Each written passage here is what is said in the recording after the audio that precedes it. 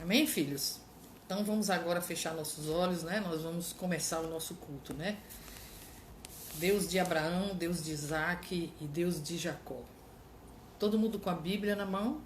Eu gostaria que todos vocês estivessem com a Bíblia na mão, que essa é a nossa ferramenta espiritual, tá certo? É preciso posicionamento.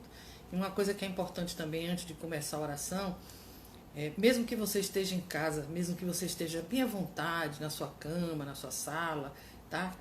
Se você tiver filhos pequenos, né? Se você tiver algum parente com você, demonstre que você está tendo um momento com Deus aí. Faça como se você estivesse no templo, como se você estivesse na casa do Pai, tá certo? Há uma reverência, há um posicionamento no mundo físico também. Não porque Deus precisa do seu comportamento e da sua postura, mas aqueles que estão em derredor de você precisa ver como você ama o seu Deus, né? Como você tem Deus e como você honra o seu Deus, tá certo? Então é um lugarzinho bom na sua casa para você vir o culto, você está sentadinho, se posicionando. Se tem filho pequeno, avisar que vai ter, o Papai do Céu vai falar, Deus vai estar dando comando. Então tudo isso serve para postura e educação também e para que as pessoas percebam como você honra o seu Deus, amém? Então vamos fechar nossos olhos e vamos começar a orar. Pai querido, nós te agradecemos, meu Senhor, por esse culto, mais um culto da família. Te agradecemos, meu Senhor, porque o Senhor é fiel, o Senhor é um Deus de propósito, um Deus que preparou nessa noite, né, que deu um projeto seu, a família nasceu no seu coração. O Senhor preparou nessa noite para nós, meu Senhor, o melhor para a gente ouvir. O Senhor preparou para a gente, Senhor, palavras que têm poder, palavras que entram na nossa alma, que nos liberta, que nos sara, que nos restaura e que faz a encarnação de Cristo ser para nós um novo tempo. Te agradecemos em nome de Jesus por tudo que vai ser falado, te agradecemos pelo propósito, te agradecemos pela unção que será derramada por todas as famílias, inclusive as famílias de Portão. Recebam aí a bênção, que Deus abençoe vocês, família próspera, saudável, que nenhum mal pode atingir vocês. Te agradeço também, meu Senhor, que agora seja caído por terra toda a investida do inimigo contra a palavra, com toda a manifestação profética que sair da minha boca agora. Usa-me, Senhor, conforme a tua vontade. Me enche do seu doce espírito e derrama sobre os teus filhos também, para que eles possam discernir no espírito aquilo que só o espírito pode entender. Te agradecemos em nome de Jesus, que nesse momento a nossa carne está entregue aos teus comandos, meu Senhor. Nos enche do poder e da graça que nesse momento nós vivemos, em nome de Jesus. Amém. Glória a Deus. Glória a Deus. Filhos, esse tema é um tema muito vasto, né? Complexo também. A encarnação de Cristo, né? Por que a encarnação de Cristo? Por que esse projeto de Deus com o Filho dele, né? Nós vamos lá em Gênesis, né? Vamos lá em Gênesis 1. Vamos abrir aqui em Gênesis 1, porque é muito importante vocês entenderem isso, né? Gênesis 1 diz assim: no princípio criou Deus o céu e a terra. E a terra era sem forma e vazia, e havia trevas sobre a face do abismo. E o Espírito de Deus se movia sobre a face das águas. E disse Deus: haja luz, houve luz. Nesse princípio aqui, que é o primeiro livro da Bíblia, a gente vê a Trindade, né? A resposta da Trindade. Nesse momento aqui, que não havia nada, é o Elohim, o Deus Todo-Poderoso. Quando ele disse, é o próprio Filho Jesus, que é a palavra, é o verbo, que se fez carne e habitou entre nós, né? E o Espírito Santo. Então, essa Trindade Santa, ela é explicada a partir aqui do primeiro livro da Bíblia. Se você não entende isso, se você não entende o porquê da Trindade, porque essa característica e essas três pessoas, né, em uma só, representa o projeto de Deus. Você precisa entender todo esse plano de Deus. Quando não havia nada e Deus criou todas as coisas, porque Ele é o Criador, Ele aqui nesse momento é o Elohim, o Deus Todo-Poderoso, o Deus que é, né? Não é o Deus que você pode inclusive tentar qualificá-lo ou dizer quem Ele é. Ele é eu sou, né? Ele já existia, é o Elohim. Mas o Deus Pai e Deus Filho e Espírito Santo se apresentaram aqui no primeiro livro, no primeiro versículo da Bíblia. Amém? Então, mais adiante vocês vão entender. Nós vamos abrir agora em Efésios 2, de 15 a 16. Amém? Eu vou ler aqui do 11 para vocês entenderem mais um pouquinho. Amém? Portanto, lembrai-vos de que vós, todos acharam aí? Efésios 2, né? Do 11 em diante. Portanto, lembrai-vos de que vós, noutro tempo, eres gentios, na carne, e chamados à incircuncisão, pelos que na carne se chamavam circuncisão feita pela mão de homens. No 12, que naquele tempo estáveis sem Cristo, separados da comunidade de Israel e estranhos às alianças da promessa, não tendo esperança sem Deus no mundo. Mas agora, em Cristo Jesus, vós, que antes estávamos longe, já pelo sangue de Cristo chegastes perto. Preste bem atenção que isso é profundo. Amém? Na sua carne, desfez a inimizade, isto é, a lei dos mandamentos, que consistia em ordenanças para criar em si mesmo dos dois um novo homem, fazendo a paz. E pela cruz conciliar ambos com Deus em um corpo, matando com ela as inimizades. Amém? Então, no tempo da graça, né, após a cruz, né, após a morte da carne do Filho de Deus, a entrega como oferta para a humanidade, certo? Nesse momento aí, Deus uniu tudo que fosse contrário, ou que dividisse, ou que separasse, e que não tornasse a nos unir como um povo, né? Os gentios e o que não eram gentios, o que eram os filhos da lei. Então, nesse momento ali, Deus mostrou para os judeus, o povo separado, que os gentios eram também pessoas que estavam dentro do plano e do propósito dele. Amém, filhos? Então, a cruz é uma referência para nossas vidas da efetiva morte da carne física, mas nela está o sangue que derramado por mim e por você no sacrifício do corpo do Filho de Deus traz para a gente a morte de todos os nossos pecados, né? E isso é vitória para as nossas vidas, tá bem? A palavra encarnação de Cristo, Deus, para redimir seus filhos, ele trouxe para a humanidade uma forma física dele conseguir trazer o entendimento de que seria necessário morrer tudo que vem da carne. Porque a carne, na verdade, e o espírito também não nos pertence. Vocês acreditam no que a pastora está falando para você? Esta carne que está aqui, ela não me pertence.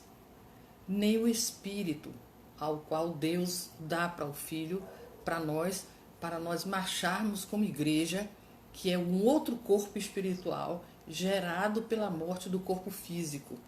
Estão entendendo, filhos? Nosso corpo não é nosso, por incrível que pareça. Você pode zelar por ele, você pode cuidar, né?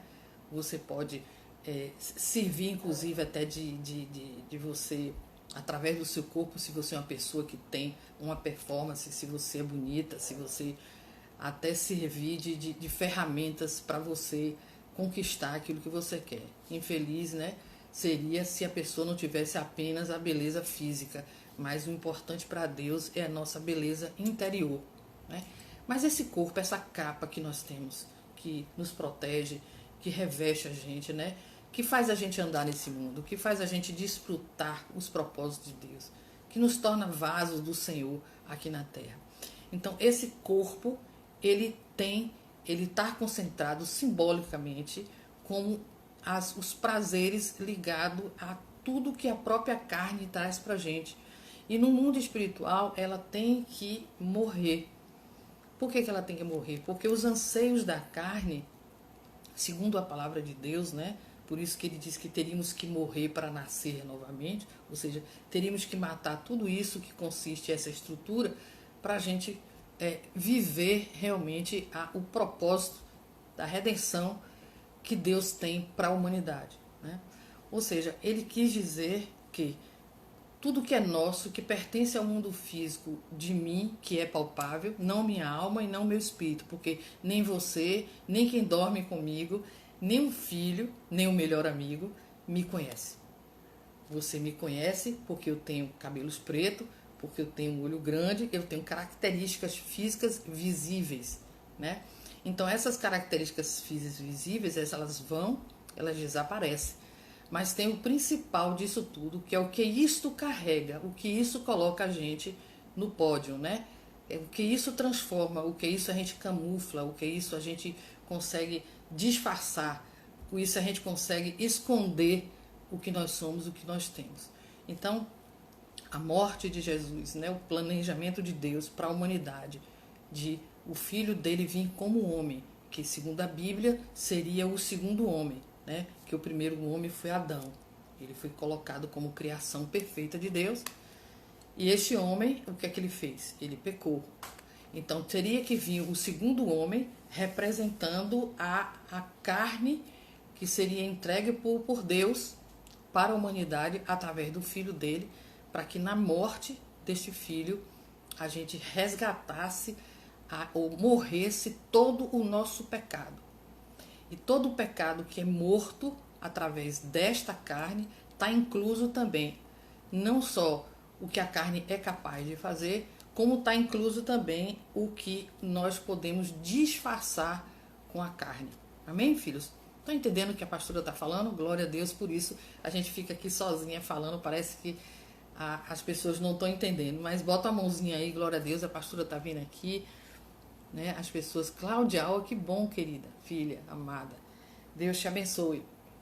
Amém, filhos? Vamos ler mais um pouquinho aqui, depois de Efésios, vamos para Colossenses, tá? Colossenses 1, 22. Na verdade, a encarnação fala aquele que foi manifesto na carne, tá? Então, o primeiro propósito da encarnação de Cristo é aquele que foi manifesto na própria carne.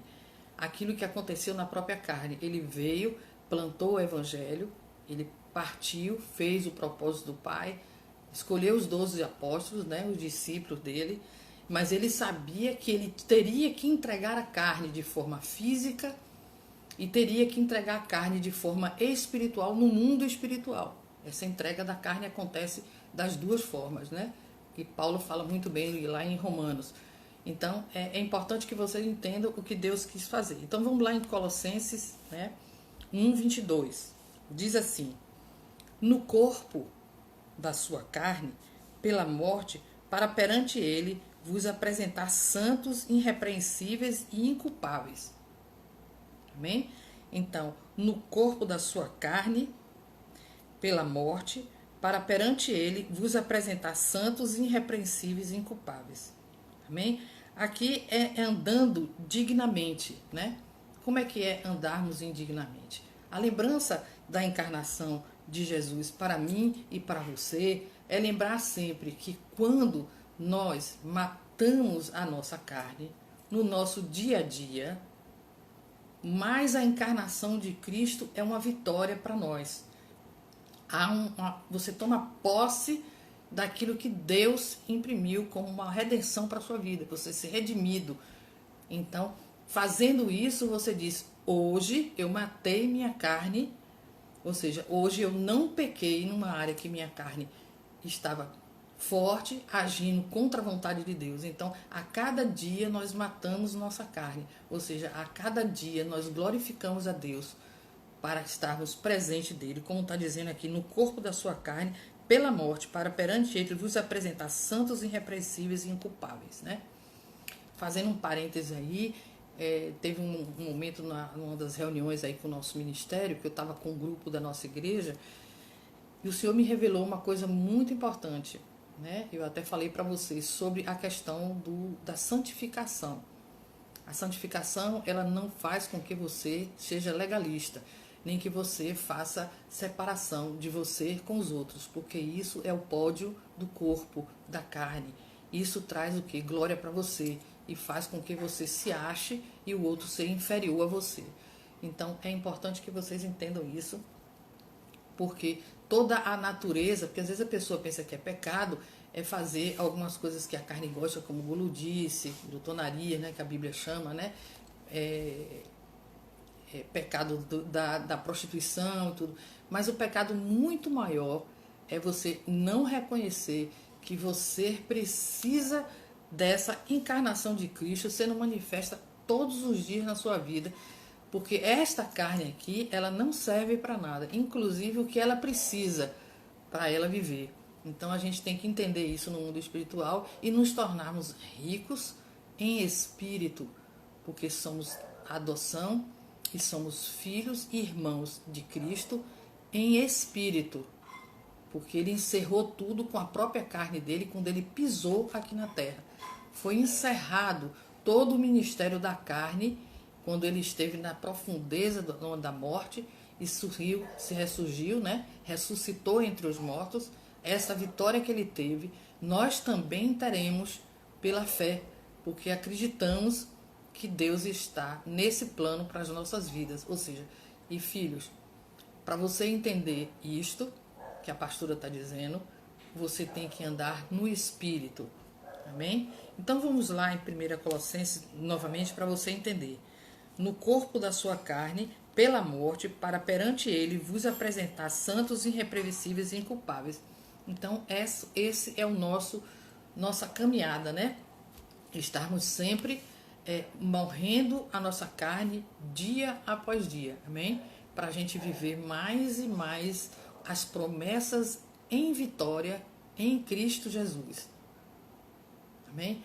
Por que isso, pastora? Veja bem, eu sempre falo para vocês sobre a questão do ego. Enquanto o ego estiver em você, enquanto você estiver se achando, né, que você é mais santo, ou que você tem mais poder do que os outros, porque Deus derramou sobre você um talento, ou porque você é mais bonito, ou porque você é mais querido, tudo isso coloca a sua carne em evidência, né? Tudo isso fica mais difícil você viver, né? O orgulho, a vaidade, né? Como é que se diz?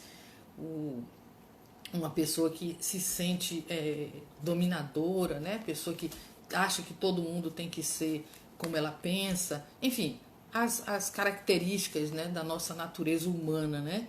Que ela não nutre no mundo espiritual. Então, você tem que ter consciência de que essas características não te levam à vitória, à promessa de Deus sobre sua vida. Ou seja, você vai usar apenas as ferramentas. Se você não conseguir, você vai viver com as armadilhas e as ferramentas que o mundo te dá, que é pura ilusão, né? Pura ilusão. Às vezes você acha que num relacionamento, por exemplo, vamos fazer um exemplo aqui, muitas mulheres se preocupam tanto com a aparência, achando que é fundamental num relacionamento, num casamento. Eu venho dizer para você o seguinte: não é fundamental.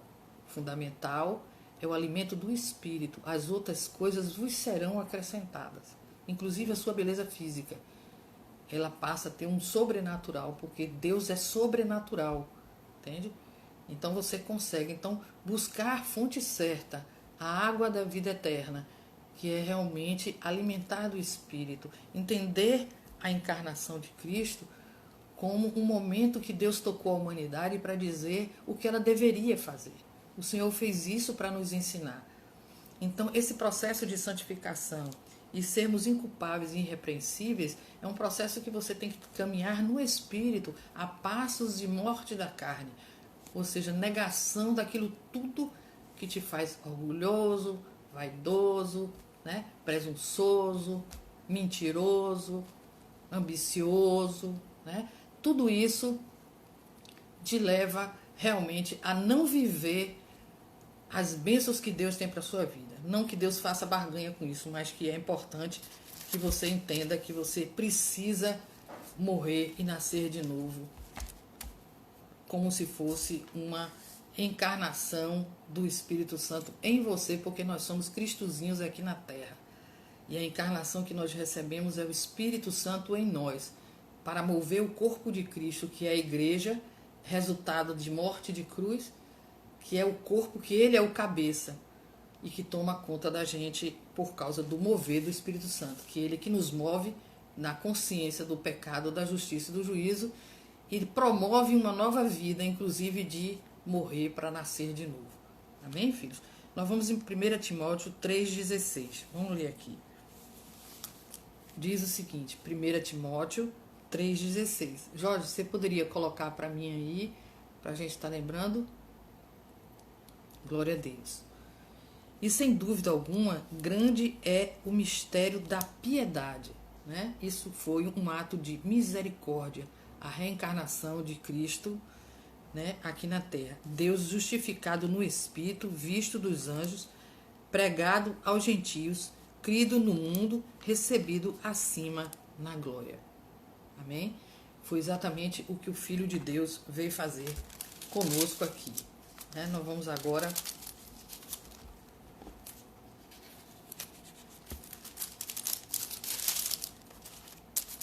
todo mundo aí, nossa, tá. Daisy, querida, te amo, viu? Te amo muito, Daisy. Deus é lindo na sua vida. Amém? Filhos, vamos abrir em Hebreus 7. Glória a Deus por isso. 7:3. Em Hebreus 7:3 diz assim: sem pai, sem mãe, sem genealogia, não tendo princípio de dias, nem fim de vida, mas sendo feito semelhante ao Filho de Deus, permanece sacerdócio para sempre. Amém? Isso também é uma revelação tremenda do sacerdócio de Deus, de Jesus, com relação a Melquisedeque, né? Que é um outro fato que é importante também. Esse sacerdócio partindo da encarnação de Cristo para a humanidade, para a gente entender o porquê desse sacerdócio. Amém? Vamos ler agora 1 Pedro 4, de 1 a 7. Amém. De 1 a 7. Todos acharam aí? 1 Pedro 4, de 1 a 7. Glória a Deus. Aqui diz em 1 Pedro, eu deixei para ler mais adiante para vocês verem a importância disso para a gente. Ora, na verdade o título diz aqui na minha Bíblia o seguinte: abstenha-se de pecar. Essa é a nossa caminhada da reencarnação de Cristo, tá? O exemplo da reencarnação de Cristo é esta caminhada de não pecar. Senão não tem efeito na sua vida, né? Porque nós vivemos, vamos fazer um parênteses aqui, nós vivemos um mundo de tudo muito relativo. Não sei se vocês estão percebendo hoje, estamos realmente no final do tempo. Tudo muito relativo. A verdade absoluta não existe, né? O que é certo fazer é questionável, a gente não sabe mais o que é certo e o que é errado. Inclusive, se você vai falar para uma pessoa que ela não tem entendimento de que a verdade absoluta da encarnação de Cristo trouxe para nós uma vida espiritual, vai chamar você de louco, né? Se a pessoa não tiver no espírito, que são exatamente o espírito do anticristo, né? Porque o espírito do anticristo, ele faz exatamente isso, né? Ele nega que Jesus veio em carne. A função dele aqui na terra, do anticristo, é fazer isso, é negar que ele veio em carne. Por quê? Porque ele sabe da importância da encarnação de Cristo para a humanidade. Então ele tem que negar. Isso é loucura. No mundo de muitas coisas relativas, da relatividade em tudo, é tudo muito relativo, não existe mais verdade absoluta em nada. E quando você chega no âmbito nosso, né, que é na crença, na religiosidade, né, naquilo que a gente crê, mais fica impossível ainda, né? Ou você crê ou você não crê. E aqui em Pedro, né, ele faz uma observação muito interessante. 1 Pedro 4,7. Ora, pois, já que Cristo padeceu por nós na carne, amai-vos também vós com este mesmo pensamento, que é aquele que padeceu na carne já cessou do pecado. Amém? Diz aqui mais no 2. Para que, no tempo que vos resta na carne, não vivais mais segundo as concupiscências do homem, mas segundo a vontade de Deus. A vontade de Deus para mim e para você é exatamente isso. Quando você tem consciência, sabe? Por isso que não existe nenhum homem santo na face da terra. Nenhum homem santo na face da terra. Mas temos o Filho de Deus que serve para nós como referência de santidade, né? Mas nos tornamos santos em consciência, em entendimento, quando todo esse propósito de Deus nos revela em espírito que esse posicionamento nós nos tornamos santos, estamos nos santificando até nos tornarmos varão perfeitos, né? Para o Senhor. E o Senhor se alegra. Então, a consciência primeiro tem que começar na própria carne, porque a carne mata a carne quando a gente mata o nosso ego. Se você não se acha assim, jamais você vai enterrar a carne. Você sempre vai achar que você está perfeito. Você tem um monte de erros que são influências da carne, você não reconhece isso, você não mata a carne, então a encarnação do Espírito Santo em você não vai acontecer. Porque você tomou o lugar do Espírito Santo com aquilo que você, pela sua própria consciência, ainda não se posicionou. Ou seja, você não tem nem noção do que realmente aflige a sua vida, impede de você ser abençoado, você não tem noção nem do que é pecado na sua vida, isso é o pior, né? Você não tem consciência daquilo que é ruim que sua carne produz, você não muda rodando no mesmo ponto o tempo inteiro, não existe uma resiliência para buscar caminhos novos, visão nova, que é isso que Deus está trazendo para mim e para você nessa noite, para a gente refletir por que a encarnação de Cristo para a humanidade. Por que teve que se manifestar através da carne, né? Por que a coisa teve que acontecer dessa forma? Para que a gente se posicione, para que a gente entenda que dizer, o Senhor pagou na cruz os meus pecados. Sim, aquilo está pago no mundo espiritual, mas para trazer para você, você primeiro tem que reconhecer que você é pecador e você tem que descobrir em você os pontos na sua vida que lhe remetem à negação da encarnação de Cristo para você. Ou seja, lhe tira a possibilidade da ação do Espírito Santo, do sobrenatural, sobre sua vida. Porque o seu natural toma você, não lhe dá espaço de você viver o sobrenatural. A verdadeira maturidade para a gente é quando a gente entende isso. Vamos lá para o 3. Continuando, 1 Pedro 4, vamos para o 3. Porque é bastante que no tempo passado da vida fizéssemos a vontade dos gentios, andando em dissoluções, concupiscência, borrachices, né? Borrachices, glutonarias, bebedices e abomináveis idolatrias. Tá? Então, aqui é bom pra gente no 3, porque nós temos umas referências bem óbvias, né? Que dá para você fazer reflexão com você. O Senhor fala de glutonaria, bebedices, abomináveis idolatrias, né? Concupiscência, dissoluções, ou seja, essas características, você tem essa característica?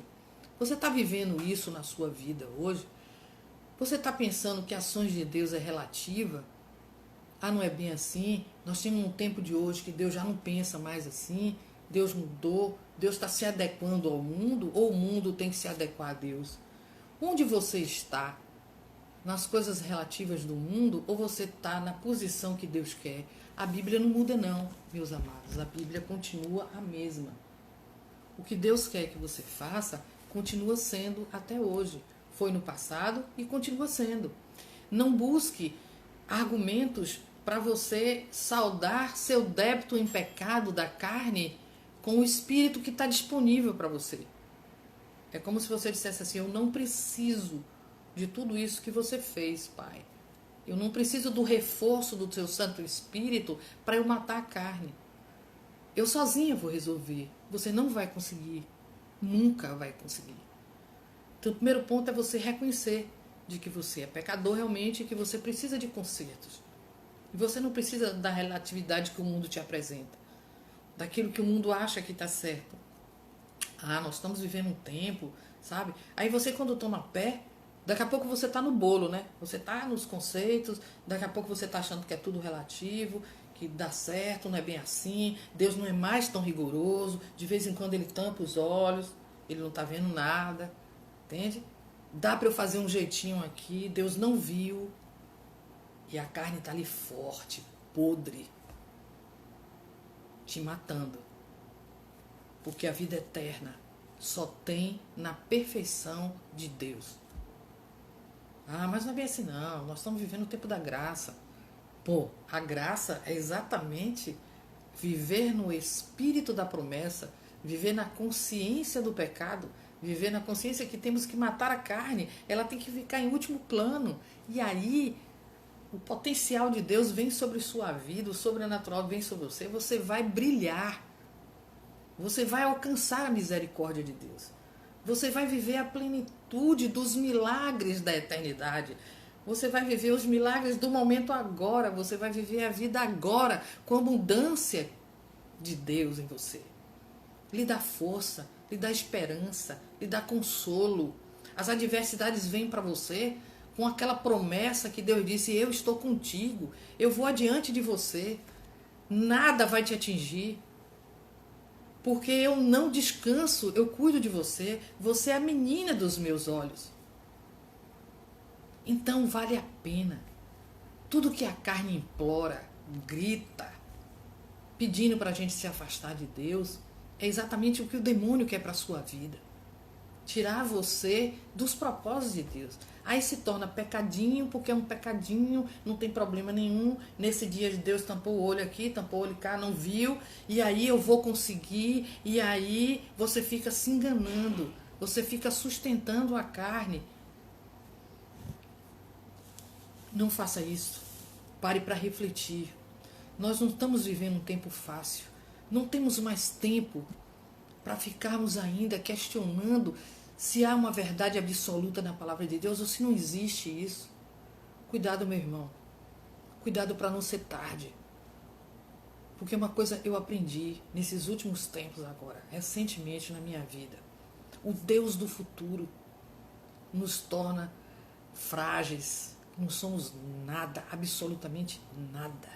Tudo aquilo que te sustenta, que alimenta o seu ego, precisa ser entregue a Deus, porque há uma piedade no Pai Todo-Poderoso, que a parte sua miserável, que é tão vulnerável, que não faz te alcançar a misericórdia dele, tem que ser entregue, tem que ser dado, primeiro por você, pela sua família, pela sua herança e pelo corpo de Cristo ao qual você pertence, a igreja que você pertence.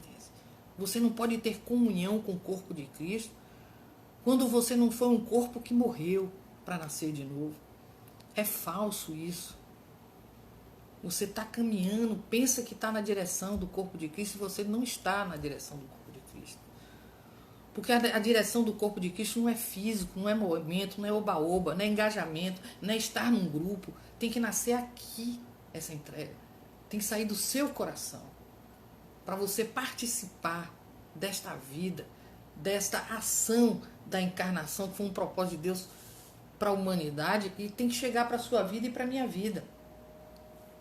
Mais adiante, a gente está aqui, no 4, né? No 4:4 diz assim: e acho estranho não correrdes com ele no mesmo desfriamento de dissolução, blasfemado de vós. Imagine. Os quais hão de dar conta ao que está preparado para julgar os vivos e os mortos. Hoje é um tema que está relativo também. Tem pessoas que vivem e acham que não vai ser julgado. Por que o julgamento? Pastora, nós estamos no tempo da graça, nós não seremos julgados. Nós somos julgados primeiro aqui pelo inferno, né? Porque você tem uma nuvem de testemunho que a palavra de Deus disse que ele não descansa. Ele é o acusador. Ele foi lançado aqui. Ele já é um perdedor, porque ele perdeu com a cruz. Mas ele está aqui para impedir a igreja de Cristo. Então, ele faz com que você alimente a sua carne e não reconheça a encarnação de Cristo em prol da sua vida e de toda a sua família, de toda a sua herança, todos os seus descendentes, né? Que isso é que é importante. A liberdade que Paulo fala tanto nas cartas dele, né? Ele ensinava às igrejas o que é sermos livres. As pessoas pensam que é liberdade com os outros, é liberdade com você mesmo.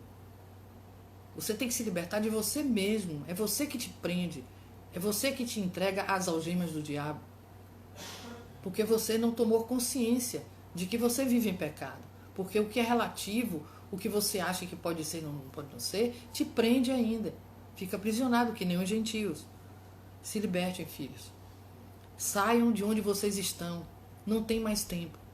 eu torno a falar, eu torno a repetir. Estamos vivendo o final dos tempos, sim. Quando a gente diz final de tempos, eu não sei de finitude e não sei contar, porque é um tempo que pertence a Deus. Mas que os sinais estão aí, estão sim. O que está fazendo você em ainda procurar achar o que é relativo, o que pode ser, o que não pode ser, o que é certo, o que é errado, quando as escrituras pertencem a Deus, foi dada para a humanidade para que você entenda o pensamento dele, do que é certo e o que é errado, para que você obedeça a ele. A palavra de Deus é a nossa referência. Vamos lá, os quais hão de dar conta do que está preparado para julgar. Vamos dar conta. Vamos para vocês. Por quê? Por isso foi pregado o evangelho também aos mortos, para que, na verdade, fossem julgados segundo os homens na carne, mas vivessem segundo Deus em espírito. Ai, que maravilha! Imagine você ter uma vida na carne, de referências para a sua carne, né? De identificação como pessoa, características como pessoa, como gente, mas ser movida na sua alma, na sua inteligência, né? Na sua consciência, que eu gosto muito de falar de consciência, porque consciência, quem perde a consciência não sabe nem onde está, né? Então, consciência é onde você se sente, onde é que está, você tem suas referências de família, de nome, de lembrança, de tudo. Isso é a consciência do ser humano. Quando a consciência está sendo atuada pelo Espírito Santo, as decisões são óbvias, que chama-se obediência. As decisões são óbvias para a sua vida. É obediência para a eternidade, não pela finitude dos tempos. Né? E a consciência do futuro, que ele é perfeito nas mãos de Deus. Sendo repetitiva com vocês, para que vocês entendam que é já, é agora, decisão, não ao pecado. Morte da sua carne, morte, literalmente, morte da sua carne. Entrega total a Deus. Vocês vão viver a abundância das promessas, do amor, da paz, o que é que adianta?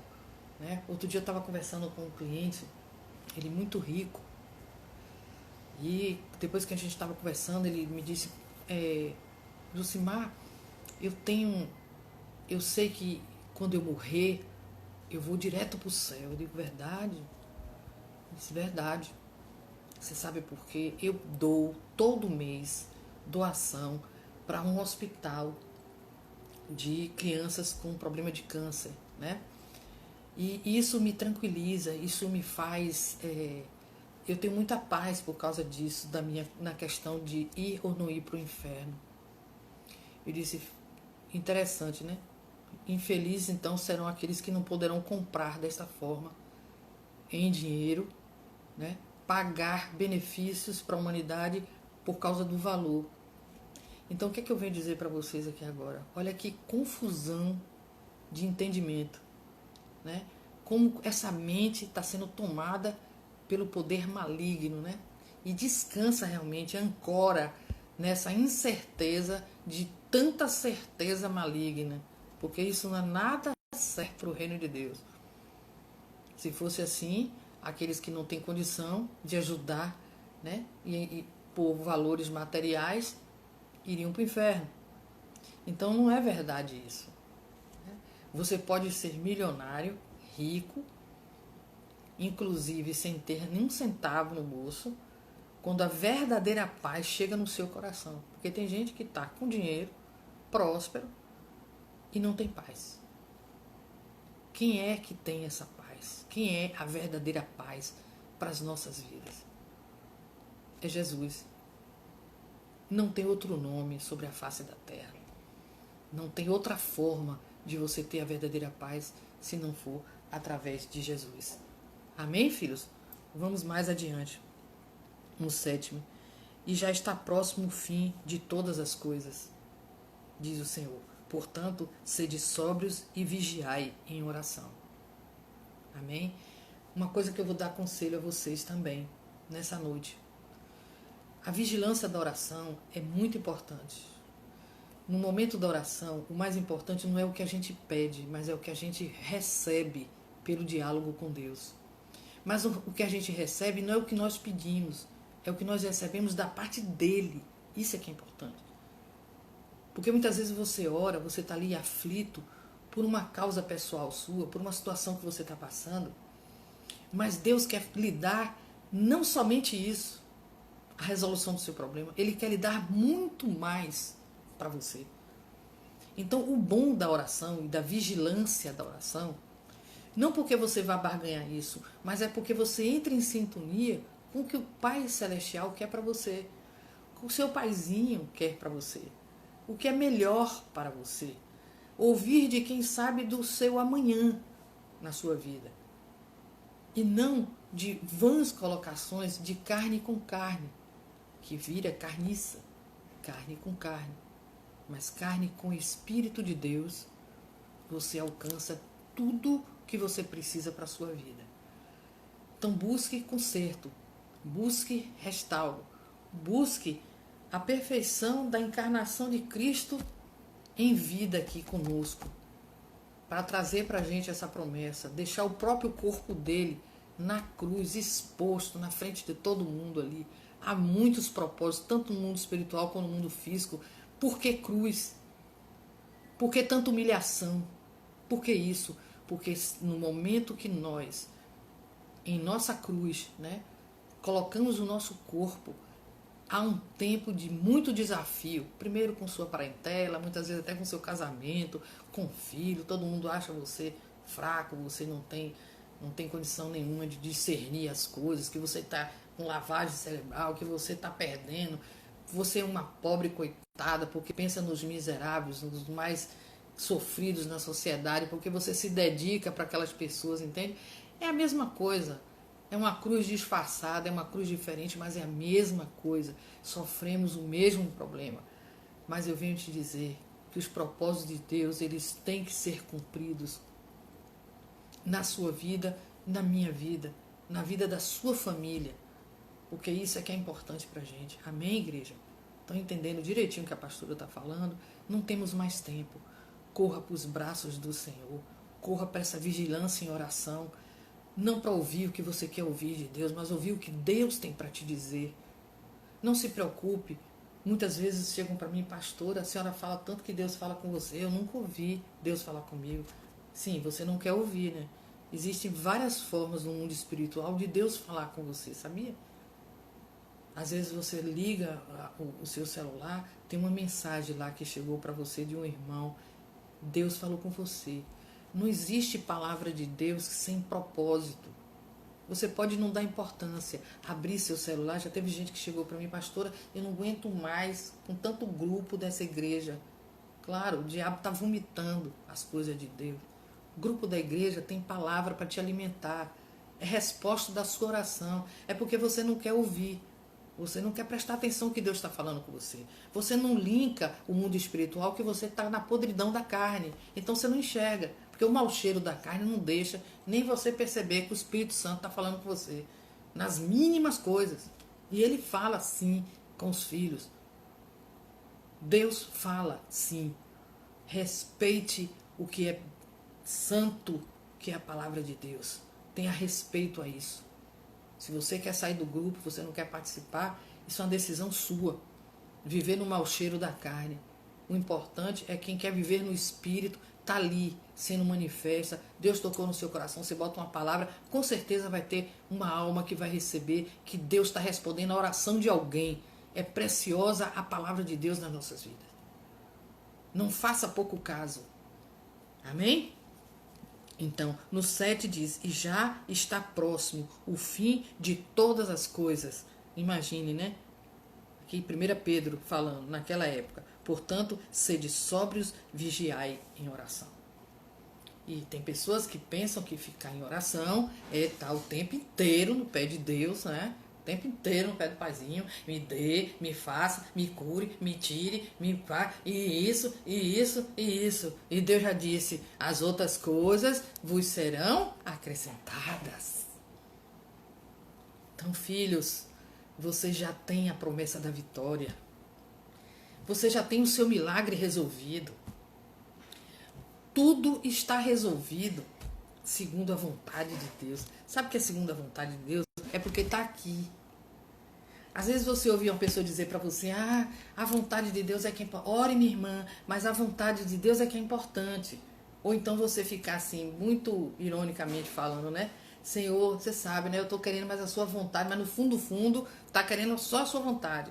Você sabe qual é a vontade de Deus, meu filho? Não tem nada a ver com aquilo que você estava pedindo no momento para Ele. A vontade de Deus, primeiro, ela é soberana. Depois, ela é a melhor opção para você. E segundo, terceiro, ela já existe. É a palavra de Deus. É a Bíblia. Ela já existe. É só você tomar posse. Mas para você tomar posse, que tal você enterrar a carne? Que tal você começar no... Porque senão vai ser mágica, né? Não pode ser uma pessoa enrolada conseguir milagre, consegue? É mais enrolado ainda, ele vai ficar mais enrolado ainda, entendeu? Às vezes tem pessoas que você vai contar pra você, eu fui abençoado e tal, você olha assim pra vida daquela pessoa tão incerta ainda com algumas coisas, não que você vá julgar, mas você vê pelo testemunho da vida da pessoa, pelos frutos da pessoa, não bate. Então, por que Deus está fazendo um jeitinho brasileiro? Não existe isso, gente, não existe jeitinho. Aquela porta, com certeza, é um prato de lentilha, é uma impressão de que Deus está no negócio. Deus só age em cima de conserto, de posicionamento, de atitude, de carne morta. Amém, filhos? Vamos abrir em 1 João 4. Os falsos espíritos. Vamos ler 1 João 4, do 1 ao 2. Amém, filhos? Miriam, minha linda, ó. Obrigado, viu, Miriam? Muito feliz com minha canequinha que você me deu, viu? Tô aqui, olha que coisa linda que eu ganhei de Miriam, gente. Que maravilha, minha diaconisa. Olha que coisa linda, ó. Minha canequinha. Amém? Que Deus seja louvado em sua vida, viu, minha filha? Amém? Me deixou muito feliz, viu? Chegou junto aqui com um presente, minha canequinha maravilhosa. Aí é bom que de manhã, toda hora que eu tô tomando, eu me lembro de minha filha Miriam. Glória a Deus. Amém? Então diz aqui, né? Vamos lá, em 1 João 4. Amados, não creais a todo o Espírito, mas provai se o Espírito são de Deus, porque há muitos falsos profetas se têm levantado no mundo. É outra coisa que eu quero falar com vocês agora, tá? Nisto conhecereis o Espírito de Deus. Todo espírito que confessa que Jesus Cristo veio em carne é de Deus. Bom, se você reconhece isso, para finalizarmos, né, nós estamos aí com 10 minutos para finalizarmos. Se você reconhece isso no seu coração, que Cristo veio em carne para você destruir, né, o seu pecado, você vive destruindo o seu pecado. Não adianta que você verbalizar, dizer eu creio, por isso eu tenho o Espírito Santo, de que ele veio em carne para tirar os nossos pecados, né? Ele é o próprio, ele em Deus se tornou carne para ele matar os pecados da humanidade. Ele deu a chance à humanidade através dessa morte. Se você não for movido pelo Espírito Santo, primeiro você continua pecando. Se você continua pecando, na verdade você não crê nisso. Você diz isso, mas você não crê. E é onde o Senhor visita o seu coração.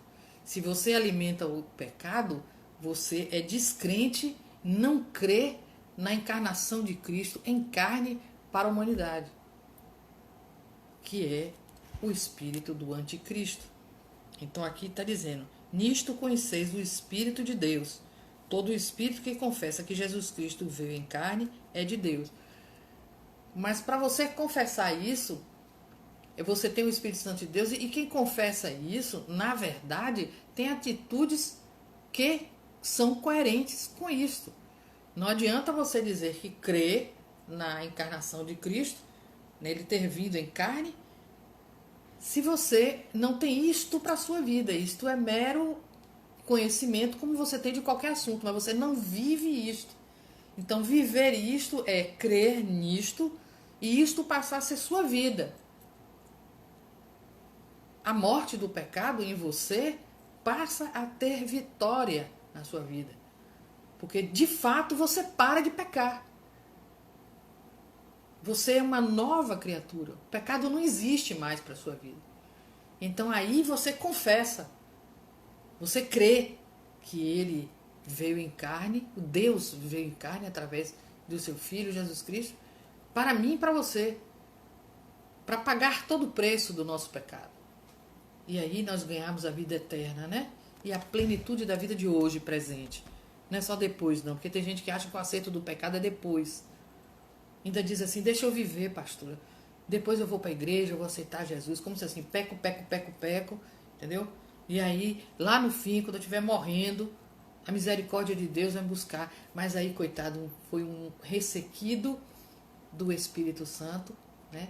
Totalmente aprisionado às armadilhas do demônio, passou a vida inteira assim e não viveu a graça de Deus, que é realmente a confiança no futuro, a certeza da misericórdia dele, a bondade dele sobre você, para todas as pessoas que você convive, onde você entra, você leva paz, onde você chega, você tem comunhão, onde você toca, tudo resolve.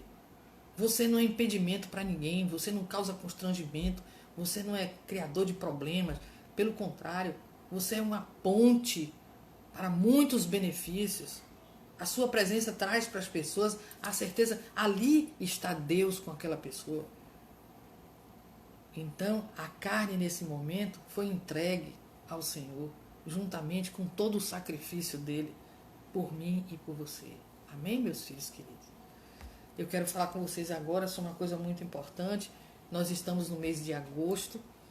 É um mês que o forte para o nosso mês, em todas as campanhas que tem nos ministérios aí, o forte é vigiar e orar. Amém? Observe, fique ligado nos grupos da igreja, que nós vamos estar ministrando sobre essa vigilância, desses momentos de oração, porque para você se tornar, ficar em pé, resistir ao diabo e ao pecado, você tem que vigiar e orar. Amém, queridos? Nós estamos chegando já, faltam 3 minutos, né? E graças a Deus também, nossa igreja, eu estou muito feliz com todos que tiveram na reabertura da igreja, né? No culto presencial do domingo passado, Dia dos Pais, fiquei muito feliz, né? Com meus obreirinhos, meu querido França, né? Que uma palavra tremenda, meu coração molhou muito, fui muito alimentada com a palavra do nosso evangelista França. Eu glorifico a Deus, esse ministério que nós temos, homens de Deus pregando, né? Estão aí presentes, levando a palavra de Deus, uma igreja forte. Nós estamos marchando para a direção de corpos vitaminados pelo Espírito Santo, né? Que o cabeça é Jesus Cristo, o cabeça da igreja de Portão, graças a Deus, que o Senhor tem nos sustentado, o Senhor tem nos dado muitas vitórias, né? E eu creio que grandes coisas nós vamos fazer. O projeto dos casais, né? Eu quero agradecer aqueles que estão trabalhando com os casais, e nós vamos estar voltando aí com toda a força, o tema desse mês aí, as lives das mulheres também, com muita força. Ontem tivemos uma reunião até tarde com todas as mulheres da igreja. Deus é lindo nesse ministério, Deus tem feito coisas maravilhosas e eu glorifico a Deus por esse ministério das mulheres. Fizemos um trabalho de evangelismo num condomínio de 288 casas, foi lindo. Eu não consegui praticamente, eu não estava presente, mas no momento onde eu estava foi um derramar muito grande do Espírito Santo, jovens aceitando a Jesus. Tinha um jovem, inclusive, que foi visitado pelo evangelismo, que ele estava preso num quarto há muitos dias, com depressão, um menino de 17 anos de idade. Nós vamos ter esse testemunho no domingo, que as mulheres vão estar dando no culto à noite, vocês não podem perder. Tudo que aconteceu nesse evangelismo foi assim um sobrenatural, né? Eu fui muito abençoada. Acredito também que as mulheres, né, das plenas do Senhor Jesus, das companheiras do Senhor Jesus que estavam nesse trabalho, foi muito lindo o que Deus fez, viu?